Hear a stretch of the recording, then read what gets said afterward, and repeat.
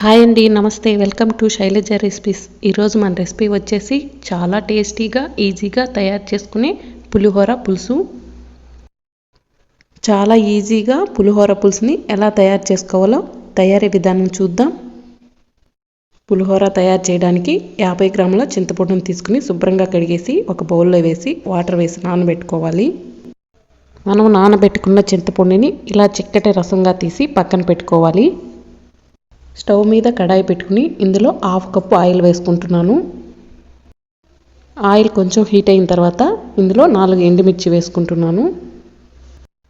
ఎండుమిర్చి కొంచెం వేగిన తర్వాత ఇందులో 1/2 స్పూన్ జీలకర్ర వేసుకుని లైట్గా వేయించుకోవాలి.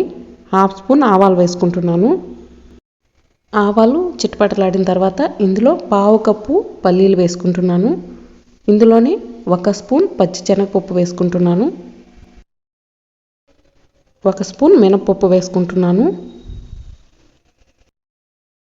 మనం వేసుకున్న పప్పులన్నీ లైట్గా వేగిన తర్వాత ఇందులో 4 పచ్చిమిర్చిని కట్ చేసి వేసుకోండి.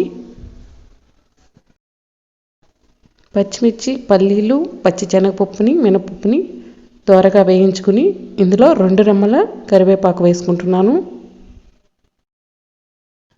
కరివేపాకుని లైట్గా వేయించుకోండి.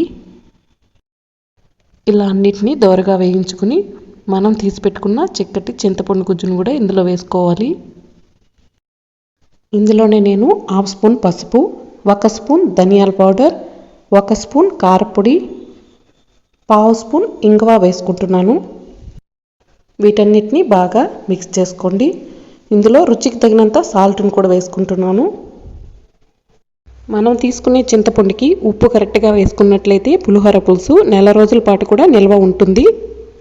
ఇలా ఆయిల్ పైకి తేలిన తర్వాత స్టవ్ ఆఫ్ చేసుకోండి. ఇలా చాలా ఈజీగా పులిహోర పులుసుని తయారు చేసుకోండి. ఇలాంటి రెసిపీస్ కోసం మా ఛానల్ని సబ్స్క్రైబ్ చేసుకోండి.